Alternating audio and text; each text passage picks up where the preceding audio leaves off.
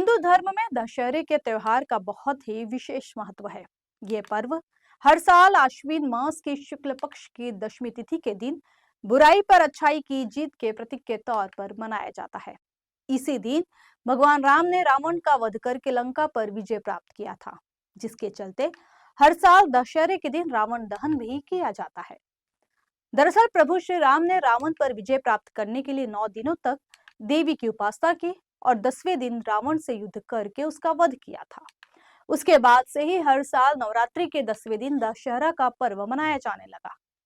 लेकिन क्या आपको पता है कि इस बार दशहरे के मौके पर ऐसा कुछ होने जा रहा है जो शायद पहले कभी ना हुआ हो। दरअसल मध्य प्रदेश के इंदौर में इस साल दशहरा कुछ अलग ही संदेश देने वाला होगा। महालक्ष्मी नगर स्थित मेला मैदान में पारंपरिक रावण दहन की जगह 11 मुखी शूर्पणखा का पुतला जलाया जाएगा। खास बात यह है कि इस पुतले के हर मुख पर उन महिलाओं की तस्वीरें लगाई जाएंगी जिन्होंने अपने पतियों या मासूम बच्चों की बेरहमी से हत्या जैसे जघन्य अपराध किए हैं। नमस्कार, मैं पायल शुक्ला और आप देख रहे हैं 24 न्यूज की खास पेशकश शूर्पणखा दहन। जी हाँ, इस बार इंदौर में रावण का नहीं बल्कि शूर्पणखा दहन होगा। आयोजकों के मुताबिक इस पुतले को तैयार करने का मकसद समाज को महिला अपराधों के बढ़ते मामलों से आगाह करना है। कुल 11 ऐसी महिलाओं की तस्वीरें इस पुतले पर होंगी जिन्हें मॉडर्न कलयुगी शूर्पणखा का प्रतीक माना गया है, जिसमें सोनम रघुवंशी से लेकर मेरठ की मुस्कान तक शामिल है। समारोह के पोस्टर सोशल मीडिया पर वायरल हैं, जिसमें महिलाओं के अपराध का जिक्र है। पोस्टर में लिखा गया है कि पतिहंता शूर्पणखाओं की कथाएं हैं। यदि हम इन 11 महिलाओं की बात करें तो इसमें पहला नाम फिरोजाबाद की शशि है, जिसने अपने प्रेमी योगेंद्र के साथ मिलकर साजिश रची, फिर अपने पति के लिए ऑनलाइन जहर मंगाया और फिर दही में मिलाकर खिला दिया और मार डाला। इस लिस्ट में दूसरा नाम मेरठ की रविता का है। 8 साल तक साथ रहने के बाद रविता ने प्रेमी के साथ मिलकर पति अमित को रास्ते से हटाने का ऐसा प्लान बना लिया कि आप सुनकर आपके रूह कांप जाए।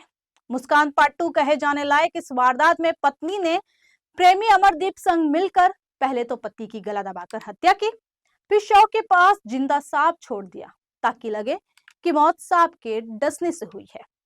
वहीं तीसरा नाम मेरठ की मुस्कान का है, जिसकी नीले ड्रम वाली साजिश ने पूरे देश को हिलाकर रख दिया था।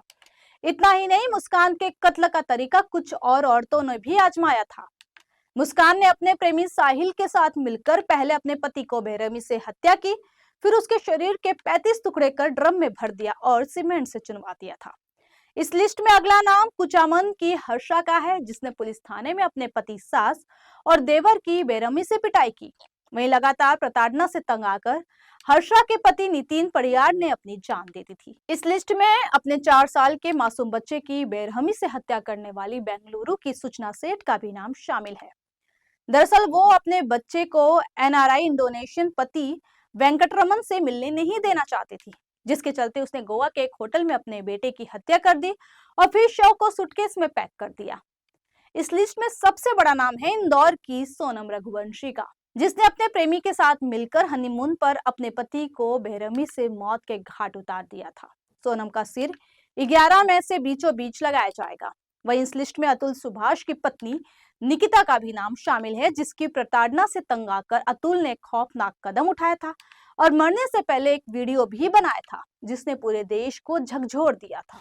लिस्ट में देवास की उस हंसा का भी नाम शामिल है, जिसने अपने पति को मारने के लिए बेरहमी की सारी हदों को पार कर दिया था। दरअसल हंसा ने अपने पति प्रवीण पटेल को करवा चौथ के दिन अपने मायके बुलाया था, जहां एसिड डालकर अपने पति को मौत के घाट उतार दिया और फिर उसके कंकाल और शरीर की हड्डियों को पुलिस के द्वारा उसके माँ बाप को भेज दिया। जिस दिन महिलाएं अपने पति की लंबी उम्र के लिए व्रत रखती है, उसी दिन इस महिला ने पति को इतनी दर्दनाक मौत दी कि पूरा शहर कांप गया। इस लिस्ट में अगला नाम दिल्ली की सुष्मिता का है, जिसने अपने प्रेमी और देवर राहुल के साथ साजिश के तहत पहले अपने पति को नींद की 15 गोलियां खिलाई और जब पति नहीं मरा तो उसे करंट का शॉक देकर मार डाला। इस लिस्ट में नालासोपारा की गुड़िया का भी नाम है, जिसने अपने प्रेमी मोनू विश्वकर्मा के साथ मिलकर साजिश के तहत पहले पति की हत्या की और फिर शव को टाइल्स में दफना दिया था।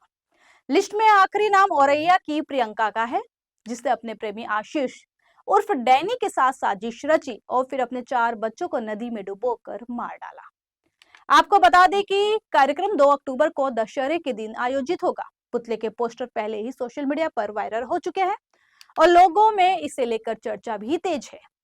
आयोजक उम्मीद कर रहे हैं कि ये आयोजन समाज को महिला अपराधों पर सोचने और जागरूकता बढ़ाने का काम करेगा।